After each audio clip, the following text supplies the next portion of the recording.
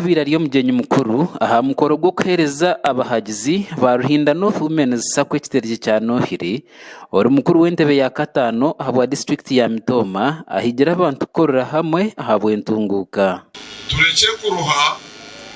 umukoraji sebo cha madam chairperson na bodi yawe mutaruha umukoraji urukoreza roni utaruha amamahurire mutaruha abo kuba ngagira ngo turyagesha Benon Karieja omutuma bwe aharaba memba abeshengeserize obutahisha mataka gabo koreka bagakoze seje takombeka uyetegure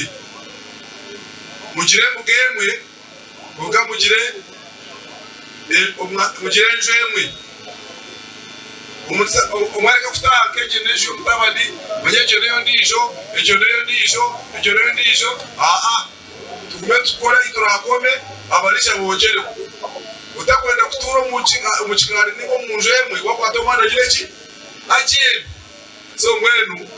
twenda kusime tumuke yashira abina batako mu mugakwate cyati bikaza kugura kubi izoberi ni nyansime twena badyaha ba members bitu Ruhinda North Women Farmers Sacco ahako mujinya no mwete ogumugirire bankeji kureba nguwo mbwirobu twine ehitu ikire mwene nimba si matenge bugarushiro Mbabazi Justine Birungi general manager wa Sakweji ayorekere bibatwire n'abakora kandi yabusima ba memba aba abo kwatanisa nabo nobasa kubikaho esente za burisho kugira ngo uzitawunkera izuba urwakabiro kishoka zakira kugira ngo utakazi bikomuka ningashoka zibisa butayi wawe akakwehakana binja batayi bakizire kubehakana then okufikisinga abatumwe n'abajyana igenda baherezo ko muranga kugira ngo tubire tufikisingira 1% wa mutwaro konka hatiya atuje wahenda kutubitsa omutwaro betutera mu 10 konka tukindireho ate tutera mu 15 ogu ayongere yashobora ha program ya boda boda loan eyibino bwa hati fine program ya boda boda loans ngwe ori kwenda boda boda atwikire branches tuzona kanyabwanga kiyangana na hano ya main branch bitereko wanonda kusa wanonda boda boda loan no yukuze bitware shatune cheka odeke bigabi 10 odere bitwa miliyoni 1.50 mukoro ngo gumwe ba memba ba Sakeji bwanyuma yo kuhangura bitereke inevaga mbere nashemererwa umwe dikine nebigambo nawe bihambaho umagara genseji tinkatunga genti nanti namasiko go kujangasa kwangwe none nashimirwa mnonga kushangana mwenzi kiteka kinandachi media nsibawa tubona mwibane turi nawe Charity ori kansara kandi urukora nka vice chairperson wa Sakweji asimira umunyeshengero ahabwa Ruhinda North Right Honorable Thomas Tayebwa ahabu kutandikaho Sakweji ehwerira abantu bingi nyanda kusima Honorable Deputy Speaker witu wa Uganda ahabwo kugira akatandikira Sakweji nk'abacyara kandi okutandika kukakutanguki konka ahabwa amanige akabasa kutuguruminga yatwihayo sako n'umugireba huyahika gu ayongere yayiruka ngo Sacco hoteli yabo abarukoramo okuyahone y'abantu bona yenda kubashaba ngo mutagwa mani banka yetu tukazikora twaje bahereza ni banka yanyu atagira umuntu wabareto mu rubazo akatandika kubatinda tindisa mureke gukora imirimo yanyu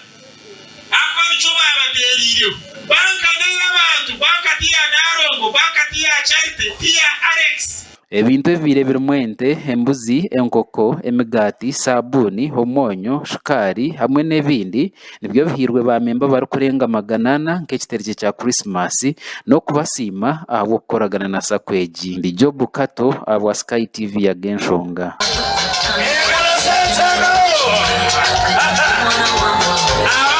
ubwa habira ariyo mugenyi mukuru aha mukoro gwo kuhereza abahagizi ba Ruhinda North Women's Sacco ekiterje cya Nohiri ori mukuru w'entebe ya katano habwa district ya Mitoma ahigira abantu korora hamwe ahabwe ntunguka tureke kuruha umukoraji sebo cha madam chairperson na bodi yawe mutaruha umukoraji urukoreza roni utaruha amamahurire utaruha abo kuba ngagira ngo turyagesha Benon Karieja omutuma bwe aharaba memba abeshengeserize obutahisha amataka gabo koreka bagakozeseje takombeka uyetegure mugire mugemwe oga mugire njwemwe umwareka kutanke jenejo mutabadi banyejeneyo ndijo tugume tukora iturakome abarisha bongere utakwenda kutura mu kigari nibo munjemwe wakwata umwana gireki agiye so mwenu twenda kusime tumuke yayishira abina matako mu mugakwate cyati bikaza kugura kubi izoberi ninyana nsime twena badyaha ba members bitu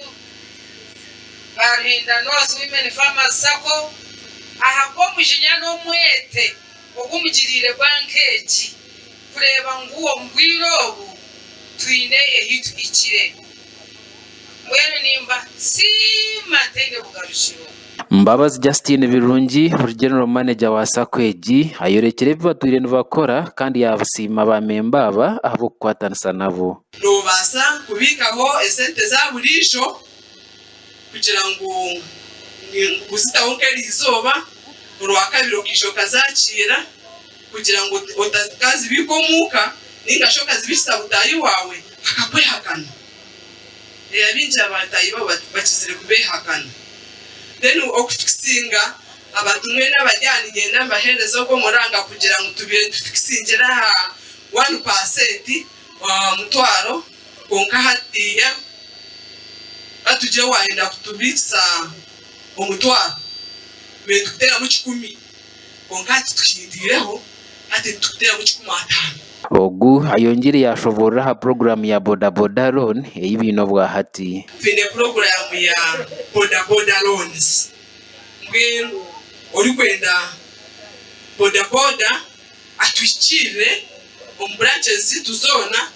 Kanyabwanga Kiyangana na hano ya main branch bitereko wanonda kusa wanonda boda boda loan no yuguze bitwale shatune cheka odekhenga 10 otera hebitwa miliyoni 4.50 mukoro ngo gumwe ba memba ba Sacco egi bwanyuma yo kuhangura bitereke hinevaga mbere nashemererwa umwe ikine nebigambo nyowe bihambaho umagara genseji tinkatunga genji nanti n'amasiko go kujya ngasa kwa Mbuzi none nashimirwa munonga kushangana Mbuzi ekiteka tegihanda ki Medianis power tubona mwibane turi nawe Charity ori kansara kandi urukora nka vice chairperson wa Sacco egi asimira umunyeshengero ahabwa Ruhinda North Right Honorable Thomas Tayebwa ahabu kutandikaho Sacco egi ehwerira abantu bingi nyanda kusima Honorable Deputy Speaker witu wa Uganda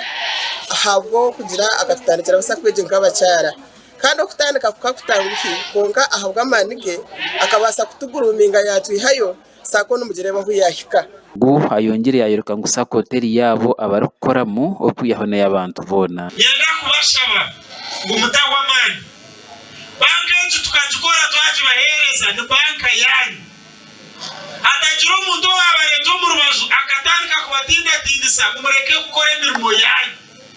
akwa bico babaterire banka ne y'abantu banka tiya Narongo banka tiya Charity tiya Alex ebintu ebirebera mwente embuzi enkoko emigati sabuni homonyo shukari hamwe n'ebindi nibyo bihirwe ba memba bari kurenga 100 nk'ekiterje cya Christmas